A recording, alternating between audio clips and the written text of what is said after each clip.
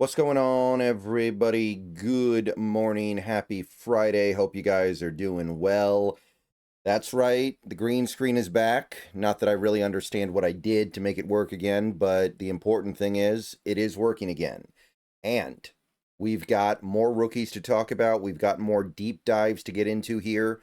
We're going to be moving on to our day 3 picks now, and we had quite a few, so this is going to take a little while. And we're going to start with our first day 3 pick. Did not pick him until the 5th round. We ended up not picking in the 4th round this year. Rylie Mills. Rylie Mills, Notre Dame defensive lineman. So definitely some interesting things to unpack here. Talking about Rylie Mills as a player is relatively straightforward and relatively simple to understand. Doesn't take a lot to understand what he's good at, what he's not so good at, what he can get better at. It's not too hard to understand why this is a valuable, coveted player. I think the main question is, what is he going to do on this team? And that is a very different question from whether or not the player is actually worth having. So I'm going to try to incorporate that discussion as this video goes along, but this video and the videos coming later today. But understand that in terms of the player himself, what he does on a football field and the value he adds to the team he's on, I think this was a pretty darn good pick. I think the value is appropriate. I think that there is some upside here. I think he can play in this league, and I think he'll be pretty good. I just wonder how he's going to get playing time on this stacked defensive line set up the way that it is. But anyway, Rylie Mills, like I said, defensive tackle, Notre Dame, 24 years old. So when I say defensive tackle, I mostly mean 3-tech, but there's a little bit of flexibility here. Rylie Mills has done some outside work kind of as a 5-tech. He's done some work as a 4-eye in a 3-4, where you're that base defensive end in a 3-4 base defense. So there is some flexibility there, which is always nice. You'll notice I didn't say 1-tech, I didn't say 0-tech, I didn't say nose tackle. I don't think that's what Rylie Mills is. I don't think that's what he does. So if you were wondering about that, I think the answer is probably no.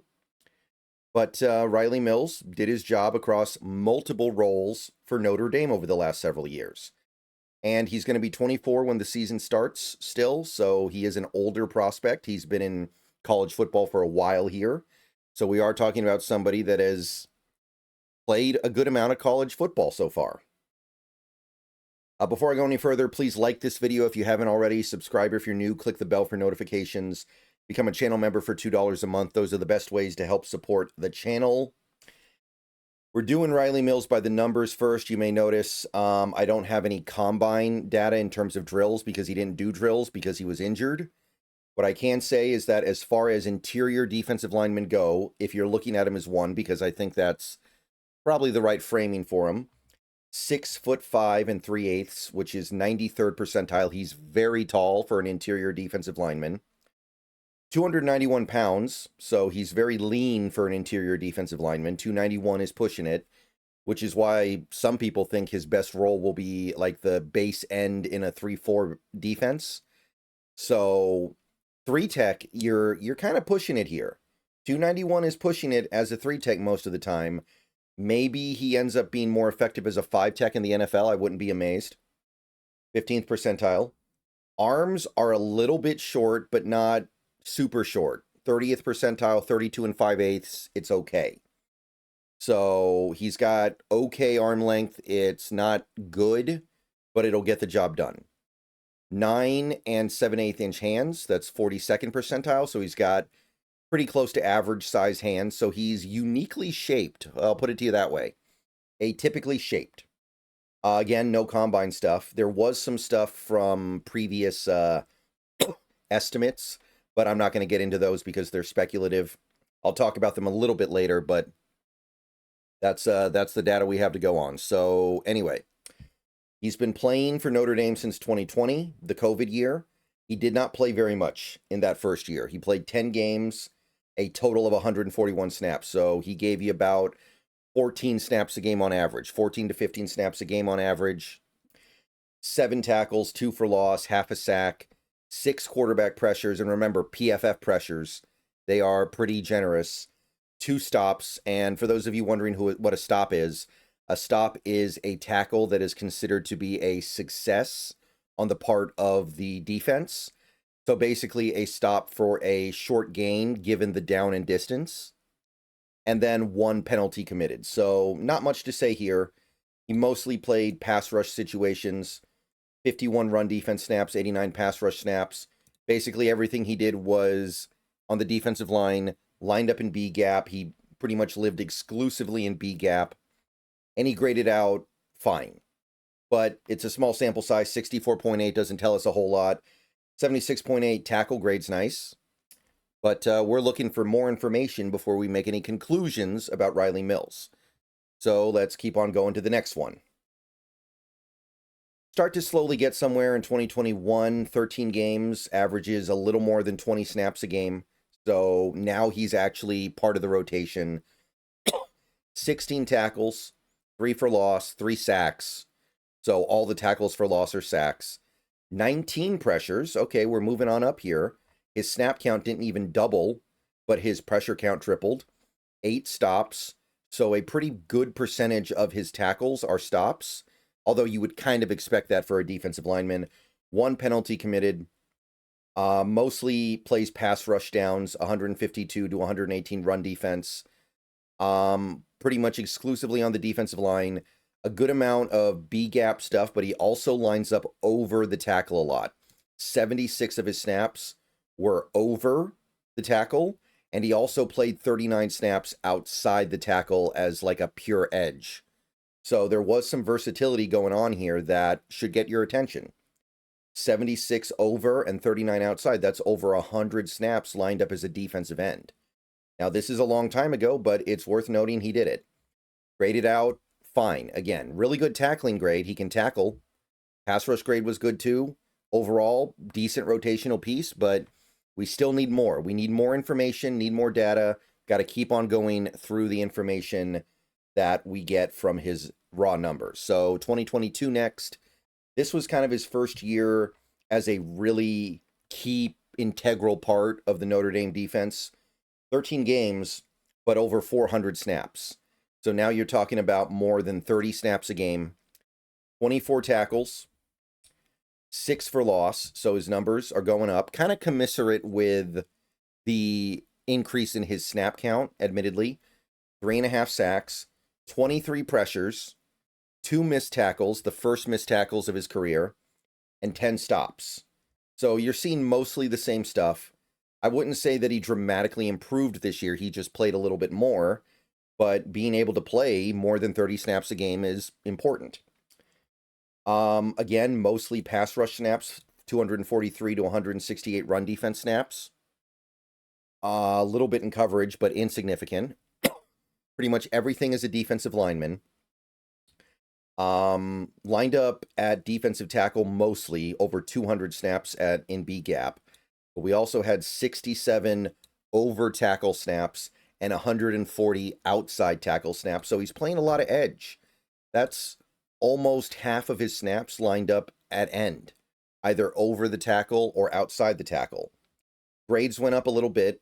73.3, still doing good. So he's building up to something special for 2023. And then we get to 2023. 13 games, 535 snaps. So now we're talking more than 40 snaps a game, right? More than 40 snaps a game for Notre Dame. 47 tackles. So big increase in the numbers. 6 for loss. 2.5 sacks. So his ability to make plays in the backfield kind of stagnated. Maybe you'd even say it's a little bit of a disappointment, but his pressures went up, 32 pressures. So he's making things happen in the backfield. He's disrupting. 4 missed tackles, 27 stops. So big increase in his number of good tackles, 2 penalties. So it's a pretty good picture here. I think this is a good picture being painted overall. He actually almost splits evenly between run defense snaps and pass rush snaps, which tells me that Notre Dame is trusting him to hold up in run defense a little bit more now. Pretty much everything on the defensive line, pretty much everything now is in B gap. There's a little bit of over tackle stuff, but other than that, he's basically a pure B gap guy now. That's clearly where Notre Dame wants him. And he's really not doing much stuff on the outside anymore. He's giving you maybe 5 snaps a game on average over or outside the tackle. And he's graded out good. 80.6, 73.3 run grade.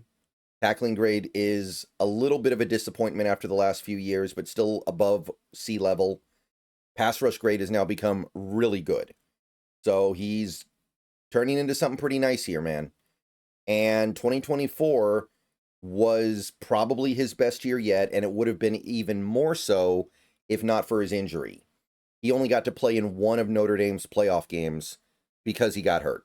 So, yeah, we didn't get the full experience of Rylie Mills in 2024, but it was enough. He did still get 13 games, 539 snaps, so slightly more than the previous year.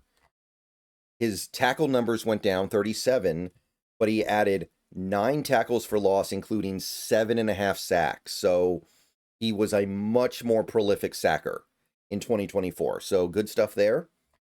34 pressures. So on a similar number of pressures, he tripled his sack total, which is nice to see. Only 1 missed tackle, 21 stops. More than half of his tackles were considered good tackles. 4 penalties.